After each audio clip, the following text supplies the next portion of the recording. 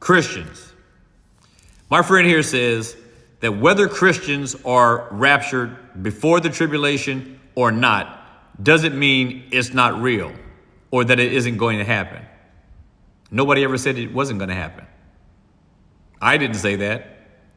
No one said that. What I said is that there's no 7-year tribulation. There's no tribulation at all. Pre-tribulation, post-tribulation. There is no tribulation. Not a 7-year tribulation, that is. There is tribulation that has been going on ever since the ascension of Christ. So Christianity, God's people are going to go through tribulation, through trying times, throughout their journeys as believers. All Christianity, throughout its entire sojourning, is going to be encumbered with tribulation and temptation. It is not going to be all set aside for some 3.5 period, the second part of a 7-year so-called tribulation period. That's a fantasy created by Scofield and others. Scofield certainly popularized it. Most of you who believe that there's a such thing as a 7-year tribulation probably are walking around or carrying about or reading a Scofield reference Bible, and you're reading the notes which belong to a man and not to God himself or any of the apostles.